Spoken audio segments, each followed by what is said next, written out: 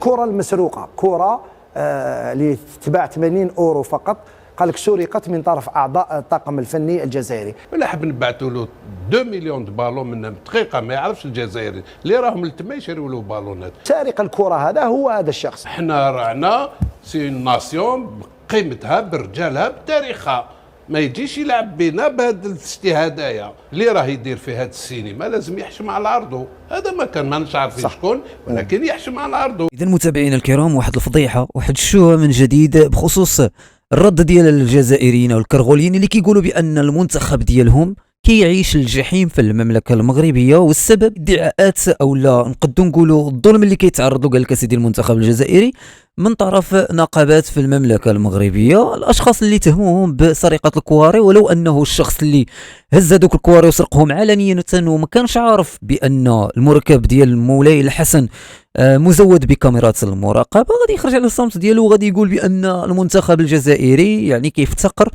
في تدريبات الكواري. هذه نقدوا ندوزوها، ولكن باش يخرج المسؤول على تدريبات ديال جل المنتخبات اللي كاينه في المملكه المغربيه ويبين بان هادوك الكواري اللي في الاصل كيتمنحوا لجميع المنتخبات في التدريبات، فهي يعني بوفره، وواحد الوفره اللي هي كبيره، ولكن عليهم حتى هما مراقبه.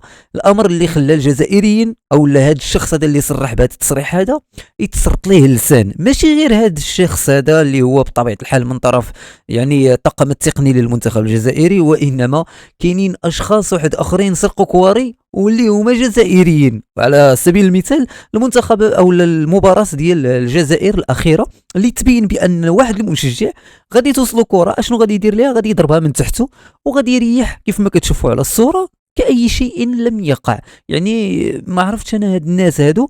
من بعد سيخرج الاعلام الجزائري وكيبين بان هذه يعني واحد الموجه على المنتخب الجزائر، تيمارسوا عليهم ضغوطات باش هكا الجزائر، بحيث الجزائر هي المرشحه كيف ما عندهم في الجزائر يعني مرشحه باللقب، فقال لك سيدي بالعاني المغرب كيدير هكا باش تنسحب لدوله الجزائر وباش هكا يهزوا الرحيل ديالهم ويرتحلوا الديار الجزائرية دون استكمال المسابقة الإفريقية. يعيش المنتخب الوطني الجحيم هناك، لهذا في بلد يعني يعتبر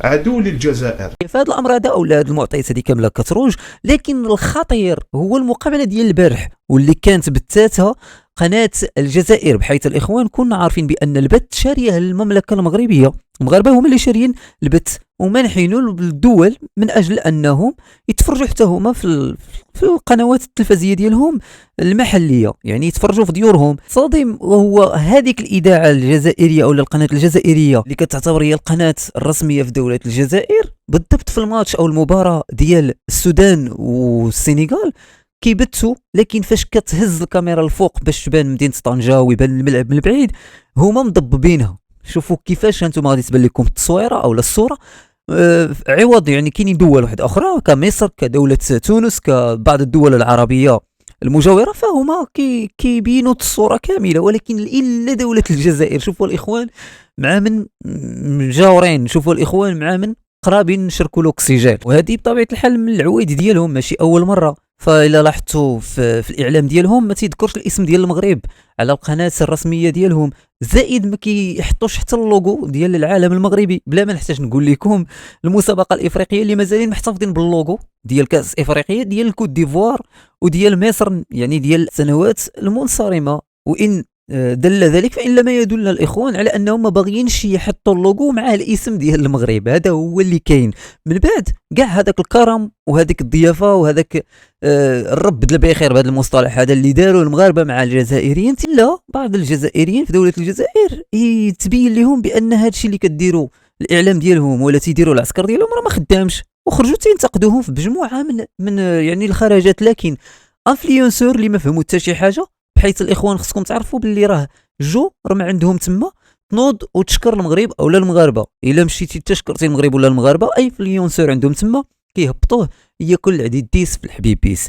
هذا الشيء اللي خلى الاعلام ديالهم عاوتاني يخرج من جديد ويبين بان المنتخب الجزائري هو ماشي في المغرب وانما هو في الجحيم، هو مع واحد الناس اللي هما كارهينه وما باغيينوش وتيمارسوا عليه الضغط بلا ما نحتاج نقول لكم الاخوان شدوا لقطات وربطوهم بمواضيع اللي ما عندها حتى اساس من الصحه، خصوصا اللقطه اللي بان فيها الامن المغربي يعني واقف حدا لوطيل اللي فيه الاقامه ديال المنتخب ديال دوله الجزائر. علاش هذا الشيء كامل؟ الجزائريين شافوها بنظره اخرى، قال لك اسيدي حيتاش المغاربه او لا الدوله المغربيه هي اللي دارت البوليس تما حاضيين اسيدي قال لك مع الجزائريين. لكن اللي خص يعرفوا الجزائريين هذه هكا وصلها الاعلام الجزائري، ولكن الحقيقه هو الاخوان الجزائري المنتخب ديال الجزائر من وسط هذاك لوطيل كيجيو الجمهور حتى اللوطيل تيبداو يغوتوا ويبعبعوا تمايا.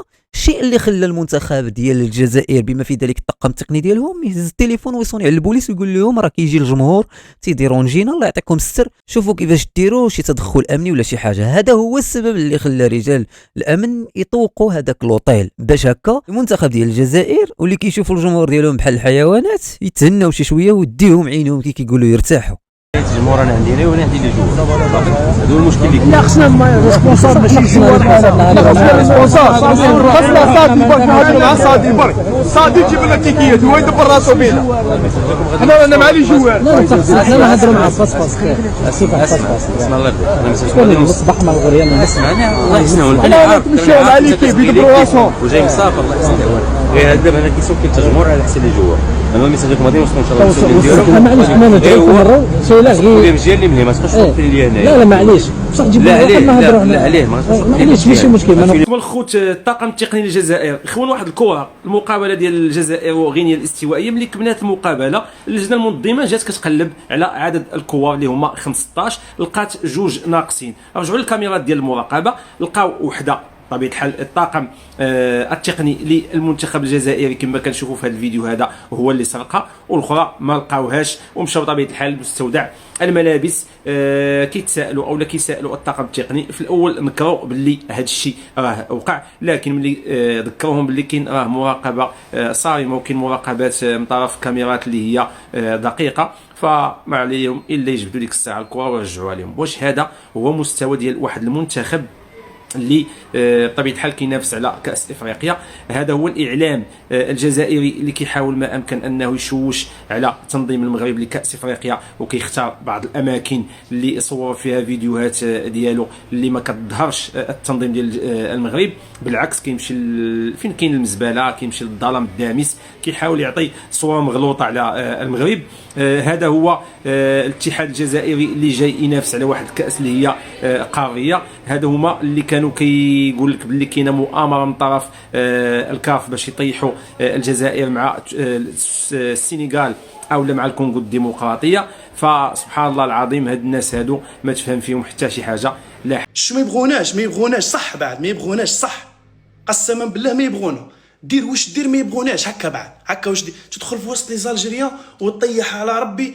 عباك طحت في واحد الخمسه عباد حذاك، شغل خايفين على عائله تاعهم اللي راهي في الجزائر، وشغل طحت في ناس ملاح، ناس ملاح، ما طحتش في عباد مقودين برك، ما طحتش في عباد مقودين. انت اللي وجهك يفسدوا لك في بلادك، يفسدوا لك وجهك. حاجه اللي غضتني انا يا جاي نشجع بلادي. واحد ما هضر عليه كي كنت في الجزائر ولا كنت في قطر، وكش هضروا عليه كي جيت دخلت المغرب، جا المغرب راهو تهلاو فيه منا. انت اللي درت فيديو على ما جيتش لعندي، خي على بالك وراني انا على بالك وين دخلت المغرب وين كنت في المغرب، علاه ما جيتش لعندي؟